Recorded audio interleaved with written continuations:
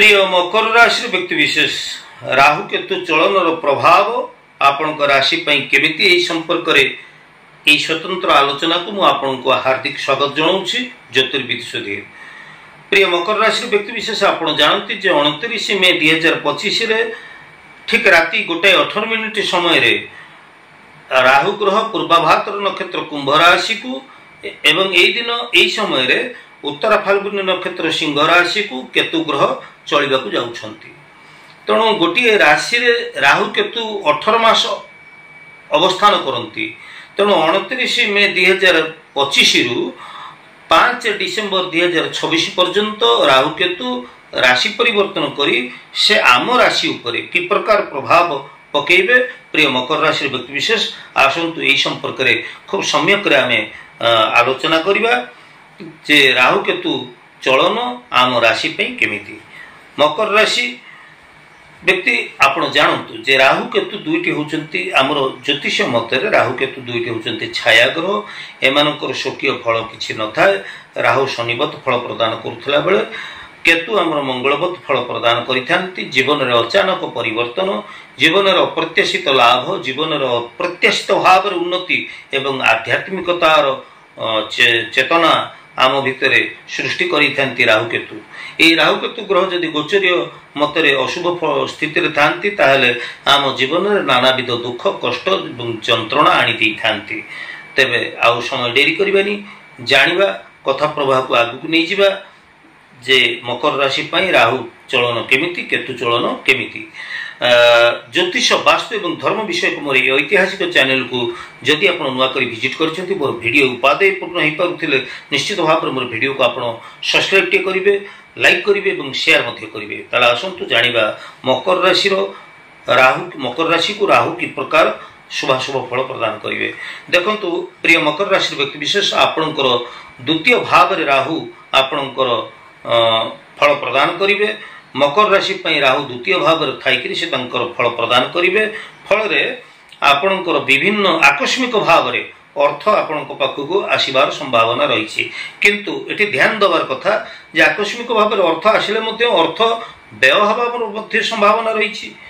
एपटे आपणकर ये राहु आपणकर द्वितीय भाव में रहीकि आपणकर परिवार कुटुंब प्रति आपणकर दायित्वबोध बढ़ी जाई पारे। परिवार कुटुंब प्रति आपण अधिक चिंताशील हो पारती। आपणकर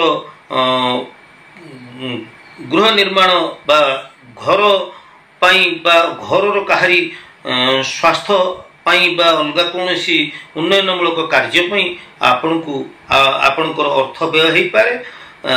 तेबे प्रिय मकर राशि व्यक्ति विशेष आपणकर स्वास्थ्य जनित समस्या आपण को टिके विचलित करिपारे।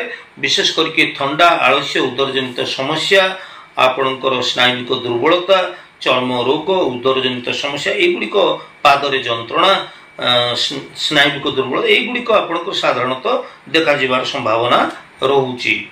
अपर पक्षे आम जदि केतु ग्रह को कथा देखिबा ताले अष्टम भाव में आपण केतु रही आपण को से तांकर शुभ शुभ फल प्रदान करिवे। तेणु केतु ग्रह जिते आपणकर अष्टम भाव रही आपण को से तांकर फल प्रदान करुछंती सेतबेले जदियो आपण अनेक क्षेत्र में केतु ग्रह को ठारू शुभ फल प्राप्त होबे किंतु आपण को बुद्धि भ्रमित होबो। आपण उपयुक्त निष्पत्ति न नहीं पारथिबा जोगु आपण बाट बणा ही जाई पारंती। आपण अन्य काहारी कथारे पड़ी आपण निजर दिगभ्रष्ट हो जाई पारंती, लक्ष्यच्युत हो पारंती। तेबे आपण को भितरे मानसिक विकृति देखा जाई पारे। हेले मध्य चक्षुपुड़ा देखा जाई पारे। हेले मध्य आपणकर केतु ग्रह आपण को अनेक व्यवसाय वाणिज्य आर्थिक क्षेत्र सामाजिक लोक संपर्क ये सब क्षेत्र में निश्चित आपण को शुभ फल प्रदान करेंगे किंतु स्वास्थ्य पर आपण को जत्नवान होगा पड़ो। तेरे प्रिय मकर राशि व्यक्ति विशेष ये राहु केतुंकर चलन संपर्क में संक्षिप्त आलोचना। तेबे आपण मन मन प्रश्न आसुथिबो जे राहु केतुर अशुभत्व दूर करने कौन करवा प्रतिकार। राहु केतुंकर अशुभत्व दूर करने प्रत्येक शनिवार मंगलवार आप हनुमान मंदिर जातु, हनुमान शरणापन्न हूँ, हनुमान चालीसा पाठ करूँ। प्रिय मकर राशि व्यक्ति विशेष गोटे महत्वपूर्ण कथा आपको कहना चाहूँगी। परिशेष आपन को यही कथा कहना चाहूँगी जे महाभारत दान धर्म पर्व कहुई केवल ग्रह नक्षत्र न करुति शुभाशुभ सर्वमात्मा कृत कर्म ग्रहवाद लोकायति। केवल जे ग्रह नक्षत्र आमको शुभ अशुभ फल प्रदान करती ता नुहे, बरं ग्रह नक्षत्र आमर कर्म को देखिक यथार्थ फल से आमको प्रदान करते भाग्य निर्धारण होता है। तेणु आम जब सत्कर्म करवा, सदाचार रहा, ईश्वर को विश्वास रखी आम निष्ठा पर कर्म करवा, ताहले राहु केतु जिते खराब थे से आमर कौन क्षति करेंगे ना। तेणु भयभीत हबार कौन आवश्यकता ना। आ राहु केतु जदि भल थी कर्म जदि मंद, ताहले राहु केतु भल फल केमती आप आशा करेंगे ना। आप कौन भावुं दर्शक बंधु, आपंकर सुचिंतित मतामत अपेक्षा ज्योतिर्विद सुधीर परवर्ती देर देखा से पर्यंत विदाय नौ। जय जगन्नाथ।